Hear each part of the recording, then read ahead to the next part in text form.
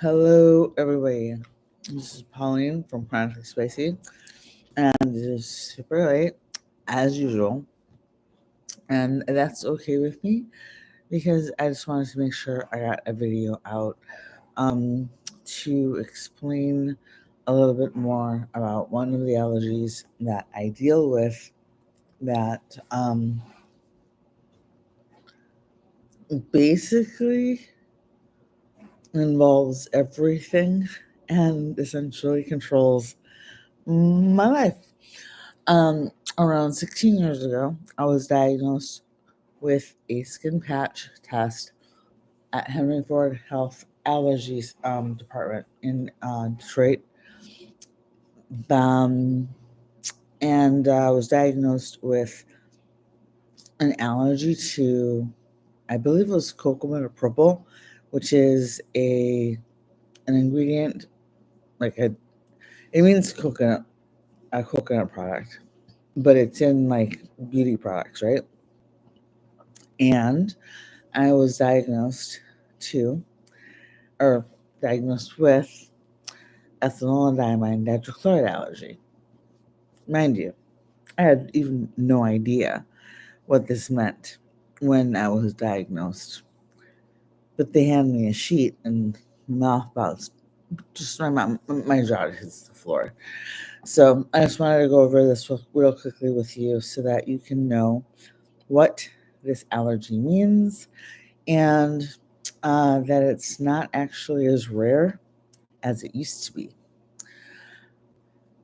So let's go to screen share. Let's see here. All right.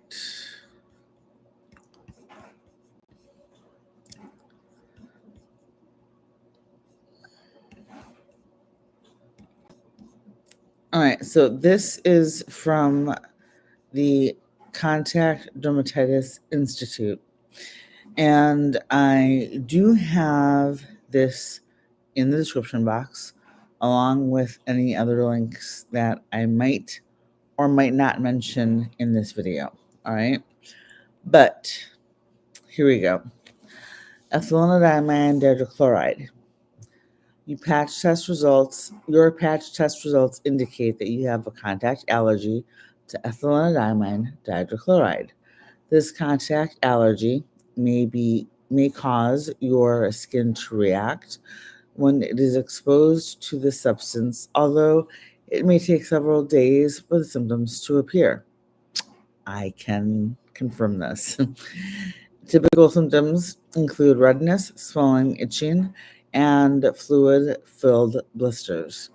And let me tell you, every single when the fluid filled blisters burst and heal, I swear, so extremely painful. Very, very, very, very painful. All right. Where is ethylenediamine dihydrochloride found? Ethylenediamine dihydrochloride is a substance that is used to manufacture various drugs and industrial compounds. The most common source of allergic reaction to ethylenediamine dihydrochloride is contact with topical antifungal, antibacterial, and cortisone skin cream mixtures, especially those containing nystatin. So if you're a breastfeeding mother and your baby develop thrush, be very careful if you already know you have this allergy, or if you're aware of the allergy and the treatment makes things worse, talk to your doctor. Let's see. It is rarely found in cosmetics and toiletries. Ethylenediamines are one structural class of antihistamines and was previously used as a stabilizing component in topical medicaments such as Mycolog cream. It is not used as frequently in topical skin care products today and is not found in Mycolog 1 cream, although it may still be found in some generic nystatin triamcinolone creams.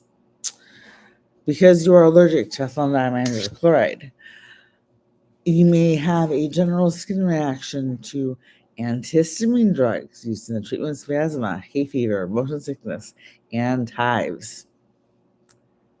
Not even kidding. A variety of industrial products such as epoxy resins, coolant oils, fungicides, dyes, insecticides, and synthetic waxes also may contain this chemical. Seriously, it's impossible, nearly impossible to avoid this allergen. It's just absolutely insane. All right. How can you how can you avoid contact with ethylenediamine tetrachloride? Well, it's simple, but it's also no. Avoid products that list any of the following names in the ingredients. Now, notice there are only 2 names, okay? But it's so it makes it look easy, but it's not. It lists 1 and 2 dimethoethane dihydrochloride and CASRN 333 18 6. Hell, I'm gonna get that tattooed on my wrist. Seriously. Allergic to. Anyway, what are some products that may contain ethylene dihydrochloride? Seriously, it's a tongue twister. Well, this is just some of them, but let's go over what we have listed here on this page here. So, accelerators in color development, built baths and photography, anti-motion sickness medications, which includes antivert, bonine, dramamine 2, meclizine, piperazine, dimenhydramine or dramamine, or ethylenediamine is a safe alternative for motion sickness. It's also in Phenergan, by the way. Found that out the hard way. It's in antipsychotics, potentially in clozapine, fluphenazine, olanzapine, and perfenazine. If I'm mispronouncing any of these words, go ahead and point it out in the comments if you feel like it. But seriously, this reads like the practice test sheet for like the National Spelling Bee, and I'm pretty sure most of us are pronouncing this stuff wrong. It's also in binders for printing inks, bleach activators, coolant oils, curing agents in epoxy resins and coatings, electrophoretic gels, electroplating, fuel additives and corrosion inhibitors, insecticides, lubricants and waxes. It's getting fun, isn't it? Also in, let's see,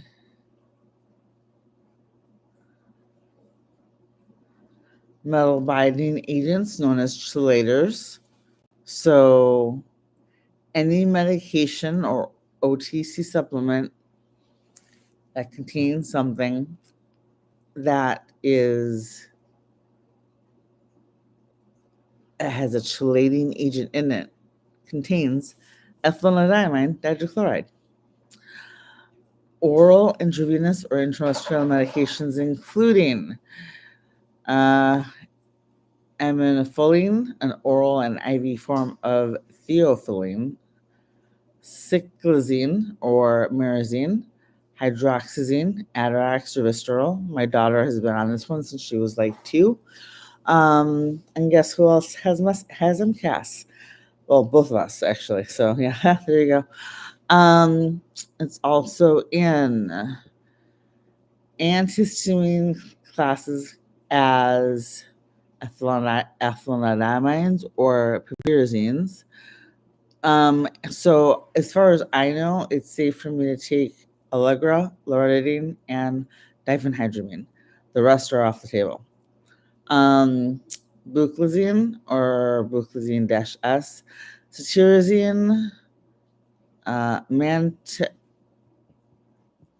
mantidil or chlorocycline, prophylapirazine, haha, thiaxazine, levocetirizine or Xyzal, promethazine, hydroxyzine, HCl, or Phenergan. There you go. I had a pharmacist who made an honest mistake and accidentally sent me home with a box of mislabeled Phenergan instead of my compounded Benadryl. And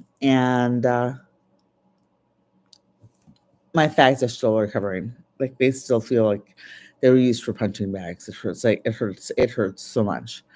Triple enamine, PBZ, trifluperazine. It's also insolvent for casein, albumin, and shellac. Casein, and so casein is in a lot of stuff. And I'm talking, check the labels on your sausages. Not even kidding. If it's got casein, it's got ethylenediamine dihydrochloride. In fact, I think I'm triply allergic to wine because of this. Not only is it fermented, so that's the MCAS. Two, it contains usually made from grapes, so that's the latex cross. So that's, and grapes are high histamine, so that's three. It's alcohol, so that's four. And ethylenediamine dihydrochloride is used in the fermentation process. I will see if I can find a source for that. So that's five. So, yeah, not a lot of fun. Anyway, it's also surfactants, emulsifiers, and dispersants, which include asthma inhalers and a bunch of other things. Textile diassist compounds, topical medicaments, which is, this one is horrible because every single time a well-meaning but not up on the Googling research, like a lot of us are, doctor would see me covered in hives and rashes and me losing hair and patches and getting bald spots because of the reactions I was having. They would go ahead and prescribe a topical medicament or a steroid. And corticosteroids are also on this list. And of course, it was just making it worse. So I ended up stopped taking the medication. So it's also an antibacterial creams. This includes things like Neosporin, antifungal creams, antihistamine drugs, not including the three that I mentioned, as far as I know. But diphenhydramine I know is safe. Mine's compounded. Cetirizine is safe. Zyrtec, I think. No, Claritin. Claritin is safe. And Allegra, I believe, are the three safe ones. Eye drops, motion sickness meds, Mycolog cream, the old formula. And for veterinarian preps, nose drops, some generic nystatin, triamcinolone creams, steroid creams, and tincture of merthiolate, also urethane foam catalysts. So this is one good, 1 second. So that's one good source to bookmark so that you can keep an eye on. I actually have that one saved to my phone so I can look it up. And I have to print out a copy and hand it to my compounding pharmacist because we don't want a repeat of the last incident because don't want to do that again. So let's go to the next list so that we can. We did that one. All right, let's do this one.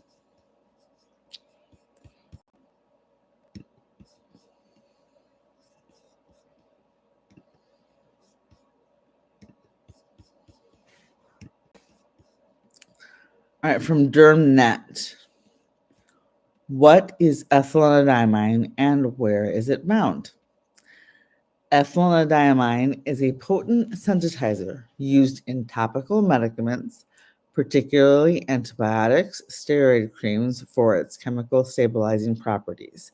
It has been commonly found that individuals who show a positive patch test reaction to ethylenediamine have used Kenacom, Kenacort, or Mycolog cream, a popular broad-spectrum antifungal steroid cream, or one of its generic preparations. Although ethylenediamine has been removed from Mycolog cream, there are possibly generic preparations or other similar formulations that may still contain the allergen. Ethylenediamine is not used in ointment preparation and is rarely found in cosmetics and toiletries. Now, this varies depending on which list you're looking at. Ethylenediamine is also an ingredient of aminophylline, a xanthine bronchodilator used in the treatments of asthma and other respiratory problems. So yes, I have allergic asthma, but no, I can't use an inhaler for it. Good times. Other medications for ethylenediamine or its many derivatives are found, include some antihistamines and anti-nausea agents. Industrial exposure to ethylenediamine is also possible through contact with products such as, and we've gone over some of these, but I will go over it quickly.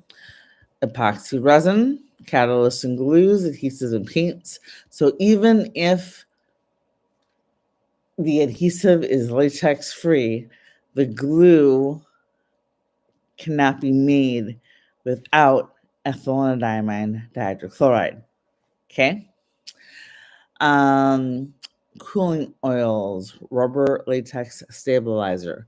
This is what makes me allergic to latex. We talked about casein. We talked about fungicides and insecticides. It's also in textile lubricants, color developers, antifreeze solutions, electroplating solutions. I only wear silver, platinum, and sterling silver. I only own one platinum item. Everything else is sterling silver or stainless steel. Okay. Floor polish removers, animal feed supplements. I'm going to warn you, there are some pictures here, so coming up, so just be prepared for that. Or skip ahead. What are the reactions to ethylenediamine dihydrochloride allergy? In ethylenediamine allergic individuals, contact with ethylenediamine from topical medicaments produces classic allergic contact dermatitis reactions. Usually, the rash is a worsening of an original eczematous condition that was being treated with ethylenediamine containing cream. Bingo. Damaged skin is more readily sensitized than normal intact skin. That sucks. Quite often, individuals to ethylenediamine are also allergic to other components of the preparation. Neomycin is commonly associated and is also a potent sensitizer that may be compounding to the problem. Systemic administration, either through inhalation or oral use of preparation containing ethylenediamine, has caused exacerbations of generalized eczematous eruptions or systemic contact dermatitis. These kinds of rashes are exactly what I go through. and they burn like fire. So, ow. Am I allergic to ethylenediamine? Ethylenediamine allergy is diagnosed by performing special allergy tests, including patch testing. A 1% ethylenediamine in petroleum is the recommended concentration used for patch testing. This is about 5 times the concentration found in commercial preparations, but is necessary because patch testing with the actual commercial preparation often yields a false negative patch test response. Okay. All right.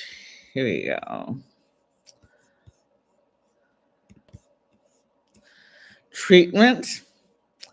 Confirmation of ethylenediamine allergy requires prompt removal of the causative agent and then management. As for any acute dermatitis eczema, this may include treatment with topical corticosteroids and emollients, which is next to impossible because you have no idea.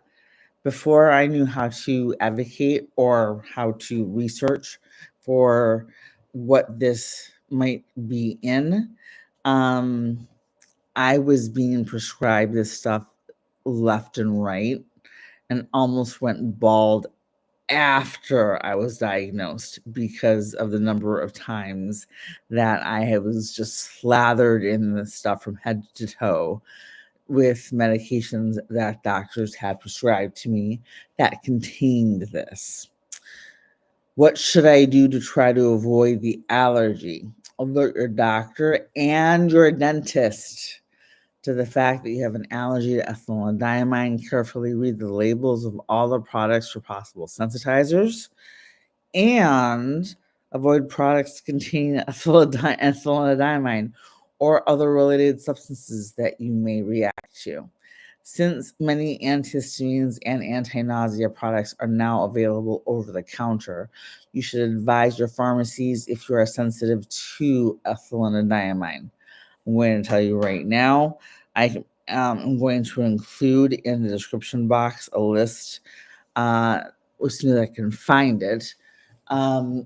Shows which of the antihistamines are still considered safe. I can only take the 3: diphenhydramine, loratadine, and Allegra. Okay. Since many, and I already said that, they will be able to provide you with a suitable alternative product as long as they know what they're talking about. This is there are many great pharmacists out there, but sometimes people just aren't aware. Allergy to ethylenediamine may make you sensitive to other related compounds. As a precaution, you should avoid using products containing any of these substances. We'll check this in a second. In the workplace, try to avoid exposure to ethylenediamine. However, this may not be practical. Identify potential sources of exposure using material safety data sheets. These are required for all chemical and substances that you may come into contact within the workplace. To reduce exposure, wear protective clothing such as gloves, aprons, and face masks. Your dermatologist may have further specific advice, particularly if you are highly sensitive to ethylenediamine, which of course I am.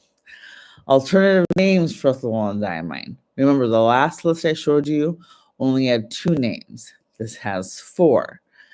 This says that alternative names are ethylenediamine dihydrochloride, which is the actual name, 1-2 ethylenediamine dihydrochloride, 1-2 diaminoethane dihydrochloride, and chloroethamine.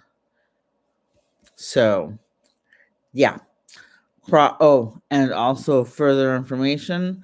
Here's the formula for you in case you're a science nerd. And cross reactions. Good times. aminophylline, triplenamine, phenothiazine, promethazine, and piperazines, cyclazine, cetirizine, and meclizine. It's a colorless liquid, so you're not going to be able to tell for sure just by looking at it. And yeah, you can only diagnose this with a patch test. So this list is included in my description box for the allergy. The last one we're going to go over is, if I still have it open, let's see.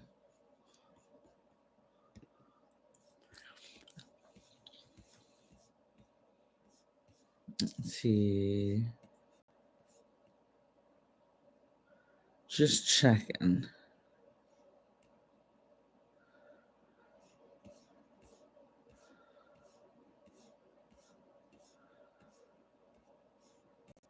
No, we don't need that one.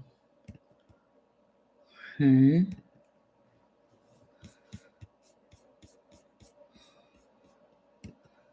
Just double checking my list, everybody, so I can make sure that when you look at this, you have the information you need just in case you have the same allergy. All right, let's go here. Or find out you have the same allergy, because this is really kind of a life changer. All right, let's go here and let's do that so that you can see. All right, so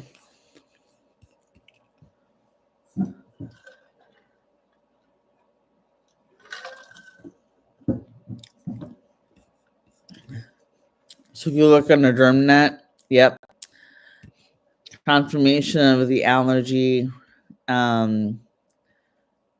means that you need to basically remove or not touch or have contact with as much of this as possible. Okay.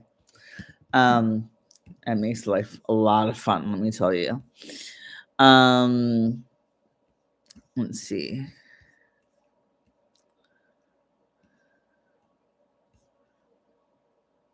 Is this what I'm looking for?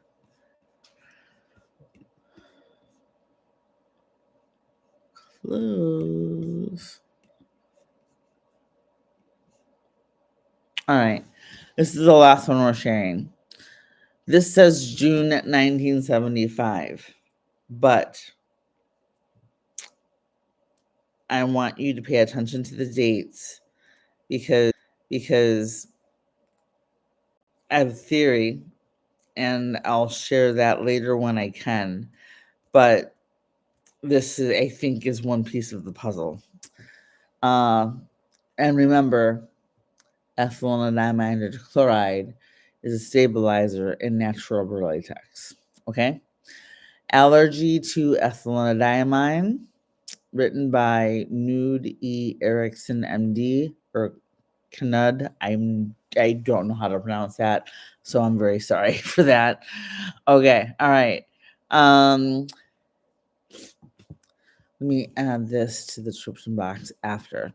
So, in recent years, several reports on ethylenediamine allergy have been published in the archives. Barr et al. Wrote they found a high frequency of ethylenediamine allergy in patients studied from 1968 to 1970. Allergy to ethylenediamine was the fifth most common allergen, appearing more frequently than nickel allergy. Ethylenediamine is used as a stabilizer in the pharmacological industry. It's used in a lot of medications. Acetic acid, EDTA, which is used as a chelating agent, is widely distributed in the food industry and in the cleaning material manufacturing industry that contains the same agent. In canned foods, frozen foods, beer, tonics, and in all kinds of soaps. Acetic acid binds metals, which catalyze the oxidizing process and thus prevent the product from breaking down. Both ethylenediamine and acid are sensitizers, which cross react with each other and with antihistamines. I can't have canned food anymore. Frozen food? I don't what? I don't drink beer. I don't do I only use a specific soap that I know is free of everything else. But those two things right there could explain quite a bit. Holy mother. Okay. Um, both ethylenediamine and acetic acid are sensitizers. At the Department of Dermatology of the Vincent Institute in Copenhagen, sensitization to ethylenediamine dihydrochloride, acetic. What the heck? Why did that cut off? Oh, that's just the abstract. Can I see the rest of it or no?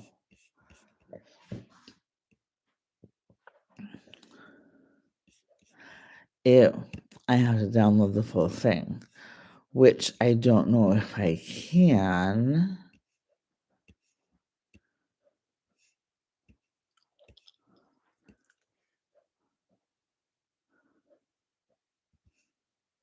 Nope.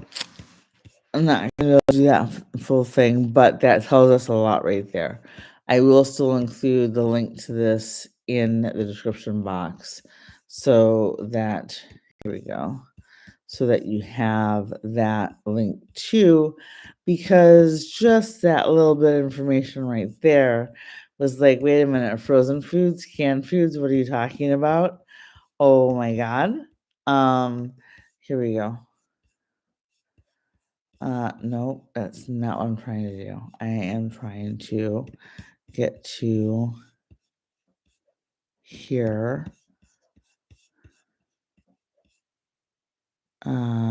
So I can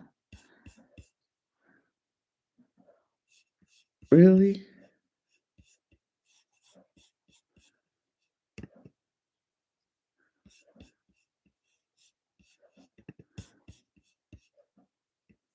That's books, that's why. Pages.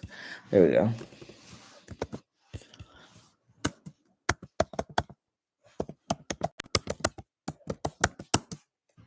There.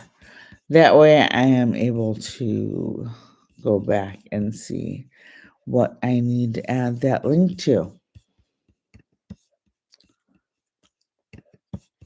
All right, just so you know, this basically makes me allergic to everything from sunscreen to antihistamines, most antihistamines to most first line treatments like antibiotics and antifungals, um, and, and antibacterial things, anti everything. Oh my God, the list is insane. I can't use bug sprays directly on me. I can't use a lot of things directly on me. And the canned and frozen food one, that wow. That's gonna take a little bit of figuring out on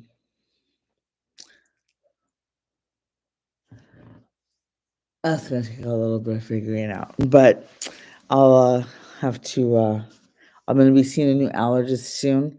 So I will make sure to go over this information with them and find out what their thoughts are. Because I was diagnosed with this allergy 16 years ago, and that's the first time I've seen that. So, yeah. All right. So let me close that page. I already did that. All right. All right, cool. So that is my allergy with ethylenediamine dihydrochloride. And the reason that I brought that up tonight is because two things. One, connection to, latex allergy. And two, um,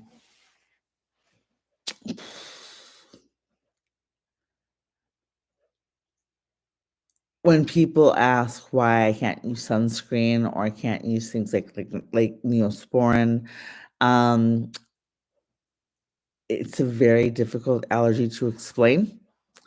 So I thought I would just put the video up here so that you can share if you suspect you have the same allergy or if you know someone who does, so that you can bookmark those pages, like the video, comment on the comment, and please subscribe if you haven't already. And I hope you have a great night. I will see you in the next video.